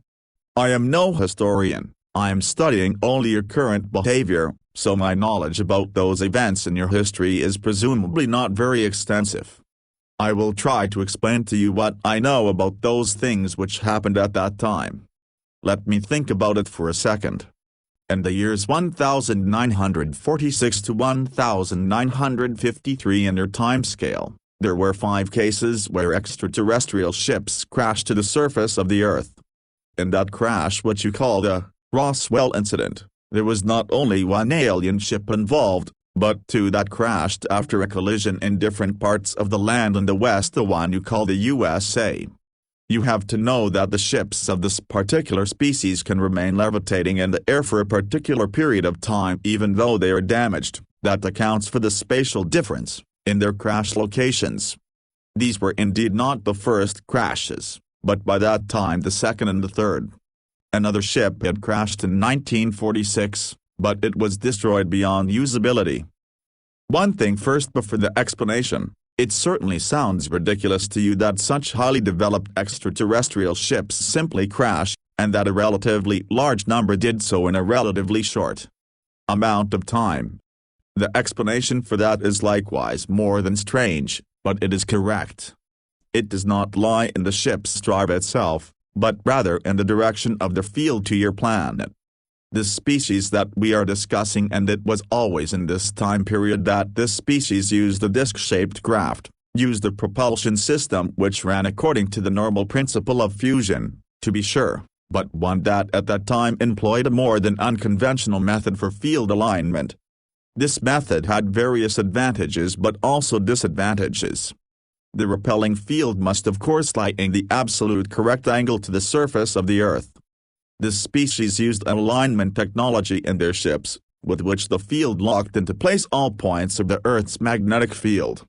Now at that time this species had just arrived on the Earth and their point of origin lay on a planet with a more stable magnetic field, for which they had developed and aligned their drive. The magnetic field of the Earth is not really all that stable, it is subject to cyclical variations and it forms field eddies under unfavorable conditions. Whenever a ship with one of those kinds of drives gets into a field fluctuation or into an eddy that is too strong, then for a short time the repelling field can no longer align itself correctly and the ship glides uncontrolled on its flight path. The drive is operating correctly, to be sure, but the field fluctuates in all directions and because of that, the ship can crash. In the case from 1947 which you addressed, it is my understanding that one of the ships got caught in a fluctuation, its field linked up unintentionally with that of its squadron leader and it collided with another ship whereby both of them were heavily damaged. The cause for the magnetic fluctuation at that time was probably an electrical disturbance brought about by a weather event. Both ships crashed as a result, one of them fell near the collision point, the other 100 of your kilometers or so distant. All occupants were killed in the impact. The thin hull structure of that kind of disc craft is in and of itself not very stable, since those discs have not been designed for crashes as well as for flight in a field where there are exterior forces at work. Now, your human military collected the individual pieces at first until they discovered the whole ships with the dead creatures aboard. Immediately they classified everything as top secret, and brought them to their military bases in order to analyze the drive. The secret endeavor was to set the alien technology in place later against evil enemies of that great country. That is as primitive as it is ridiculous. I believe I remember, I don't want to specify exactly your date, that it was probably between 1949 and 1952 that there was a rather bad accident during some research being done on one of the wrecks. According to what I heard, what members of my species were told by members of that government, it resulted in an unintentional activation of one of the drive's components in the unshielded condition. As a result, for a very short period of time, how should I phrase this, there was an unchecked shift of the environment to a plasma-like condition, which on the other hand, through a very, very unfortunate accident, caused an overturning of the general power field into a magnetic pulse of immense power. Do you have any idea what kind of an effect a plasma magnetic jolt has when it comes into contact with an organism? No, how should you know that?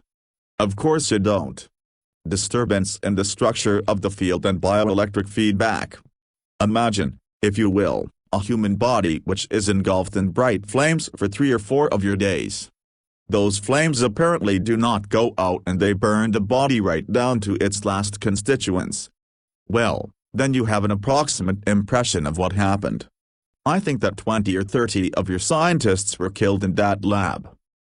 2 further crashes occurred in 1950 and 1953 in the water catchment area of the American continent. Those ships were able to be recovered from the crashes relatively intact. The one in 1953, as I remember, even had an intact drive core. It was by means of that device that you saw for the first time that you had understood the entire concept fully incorrectly and that you had reconstructed it fully incorrectly. Even today you still don't have it right. That species, which had built the ships in the first place, a species which I, by the way, count among those who are unfriendly towards you, was naturally worried about the investigation of their own technology by your kind. They did not want, however, at that early point in time, to begin direct conflict with you, and so they chose the diplomatic path and came into contact with that government during your 1960s. Of course, they did not divulge the real reasons for their being here: copper, hydrogen, air, but rather they pretended to be curious researchers and offered to show people the functioning principle of the ships, whereby they would expect in return some favors. Simple-minded as you are, you of course agreed to it. And were deceived. You gave them raw materials, you gave them secured locations for their bases, you gave them access to your most secret defense data, you gave them access to your DNA and much more, and all just to quench your greed for power and information.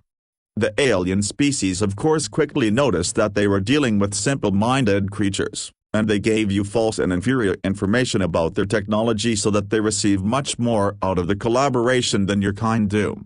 For example, they gave you information that the drive can only be constructed with unstable elements of a higher ranking number, but they withheld the information that the field drive can be constructed with various modifications to work as well with stable elements of a lower periodic number, and generally, that's the way it's done. Through these half-truths, they made you dependent on the synthesizing of high-numbered elements, and thereby renewed by their own technology. Their clues to the construction of your UFOs were laid out in such a way that the solution to old problems caused new problems to arise simultaneously.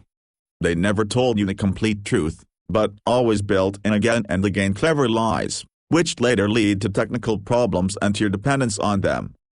In the last years of your 1970s and your early 1980s, it finally came down to various events between the alien species and that human government. I don't want to go into detail here since there is much that even I'm not exactly sure of. The whole thing lay in the context with some new, or better said, the old technical problems with your own self-constructed ships whose camouflage and drive partially failed to function in test flights in the open. Because of that, the function of secrecy was threatened. Your military and your politicians very slowly came to the conclusion after more than 20 years of this that they had been deceived by that alien species. Multitudinous incongruities and the overstepping of bounds of the treaties by both sides finally led to an altercation between you and the extraterrestrials, which culminated in the lift-off of 3 of the alien aerial objects through a special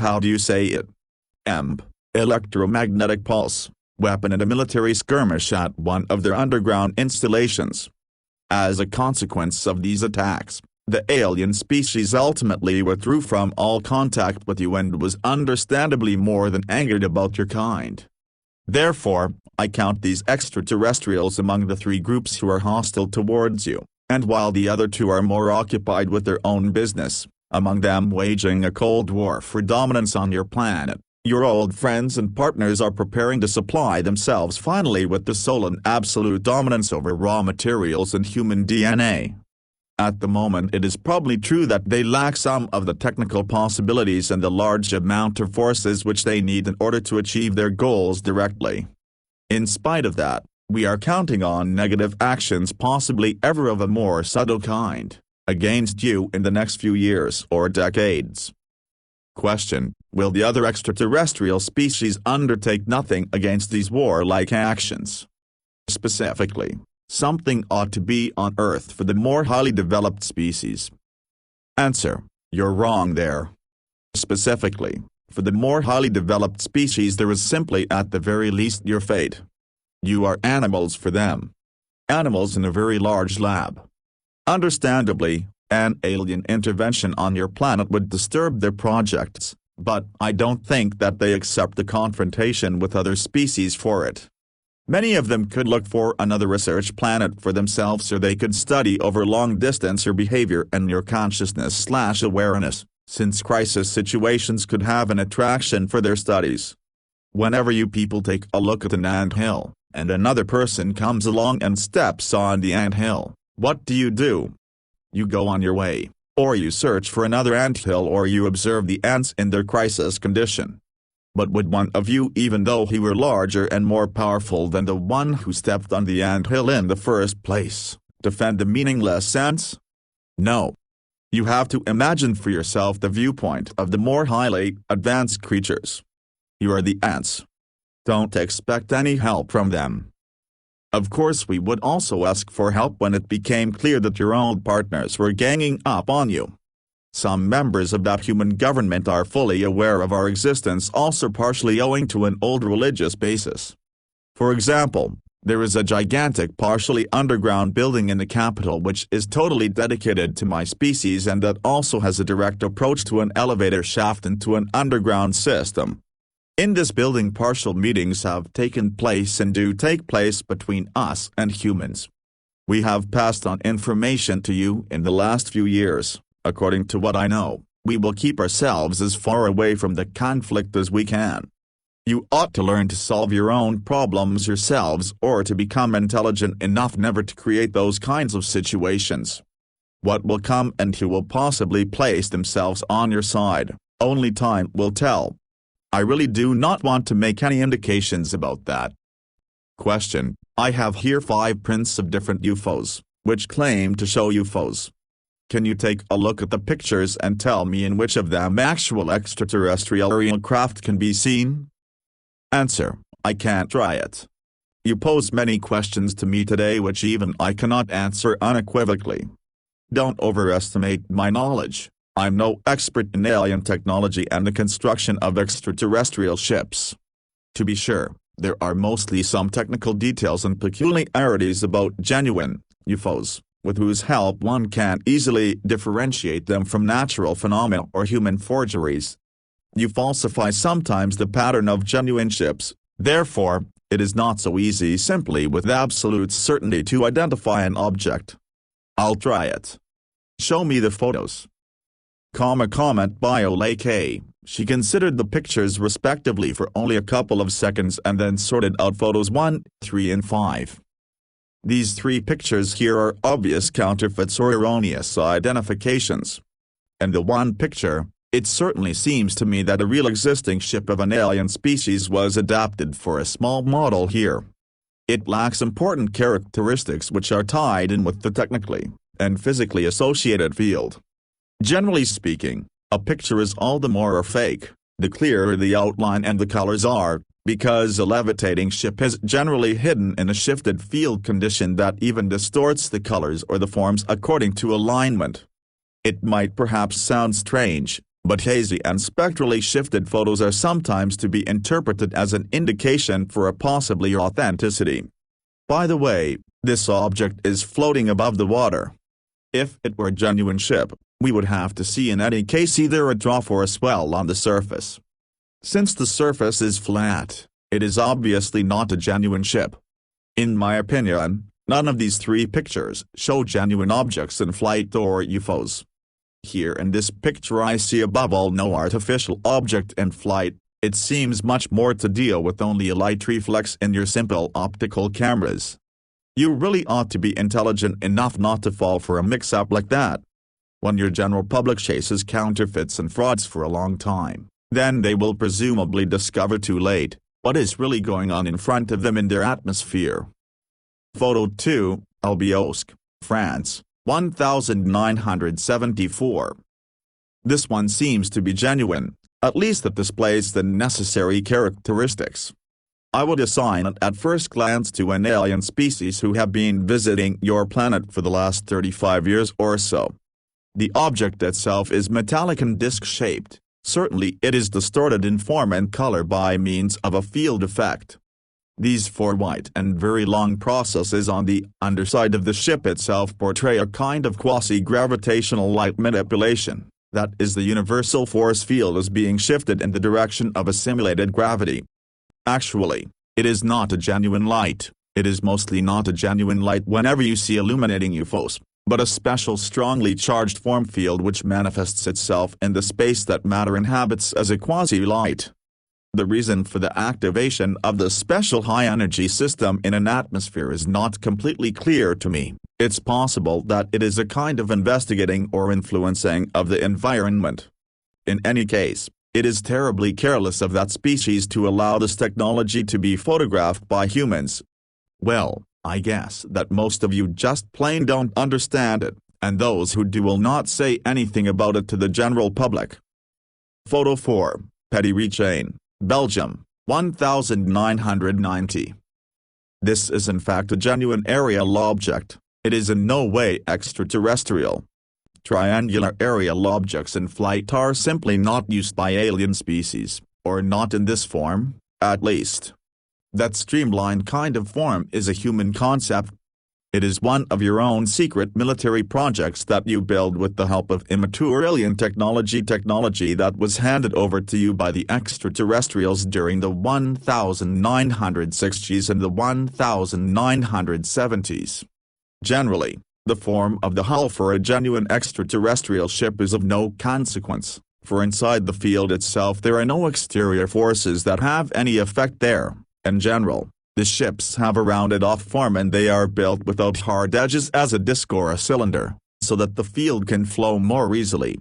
Your projects decree that along with the alien drive field there also be a conventional jet engine system, therefore, they are always triangular and built thus with streamlining in order to be steerable with this primitive recoil principle. In the example here the ship glides above all on its genuine field drive. Do you see the distortion and the quasi-light in the rotating cylinders? That is an unmistakable indication for the authenticity of the photo.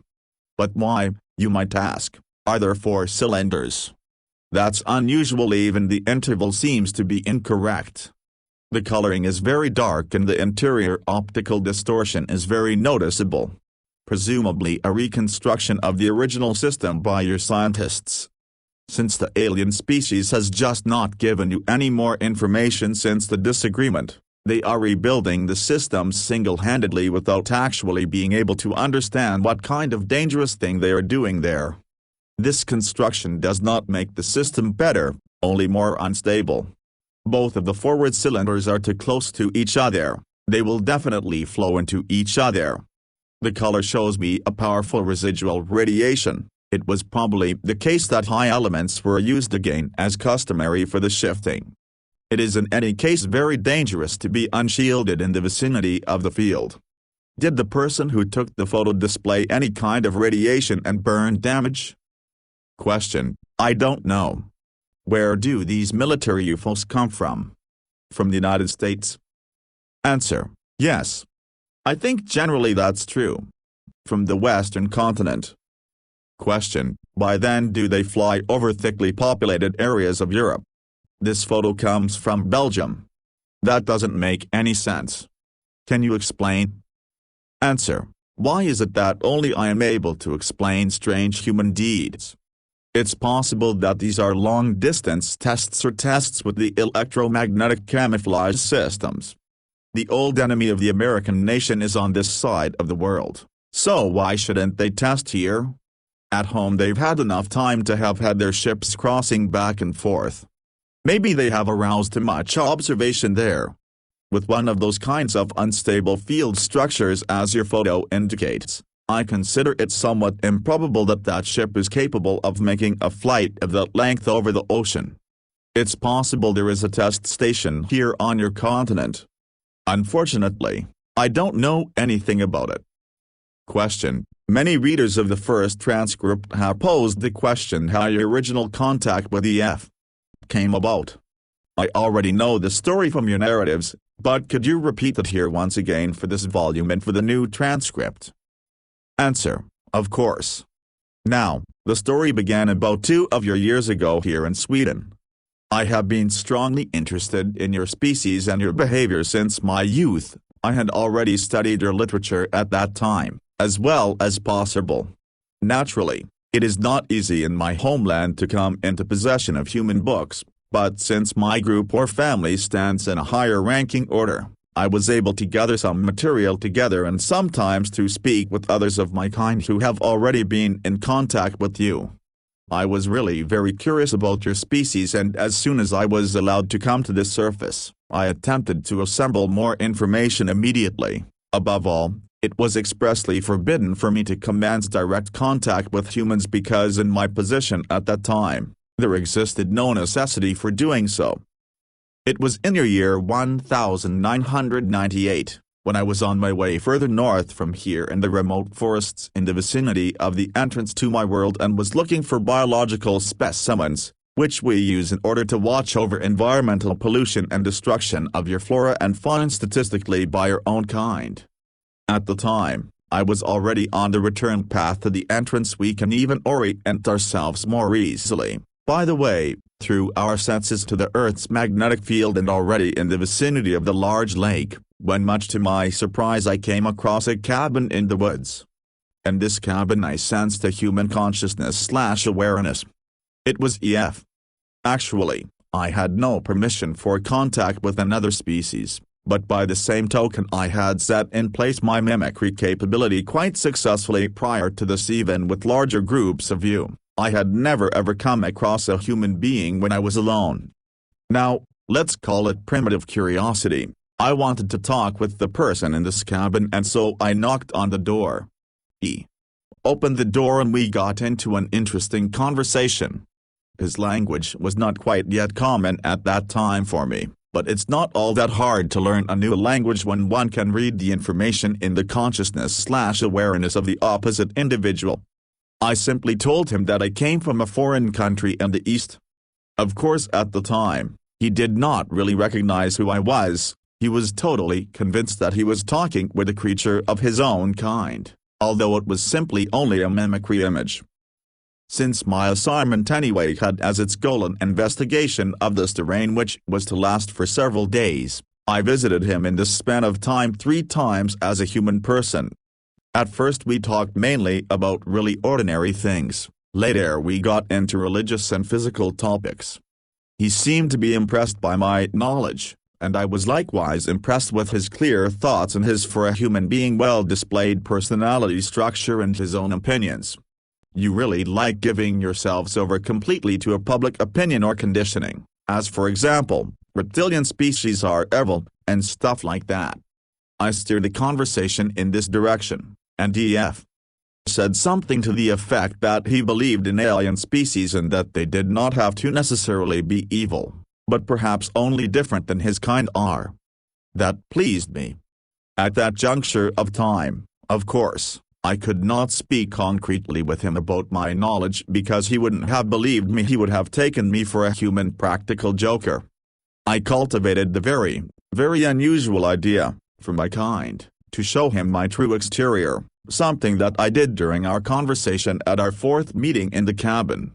Actually, he was predestined for contact. He was open-minded, honest, intelligent, not religiously inclined or conditioned. He lived alone and isolated, and no one would believe him, should he decide to go public with his story. I dared to take this step, but then I had serious doubt about the propriety of my act, especially when he reacted very violently. He got control of himself again after a time and we could finally talk concretely about definite matters. Now he had no choice but to believe me.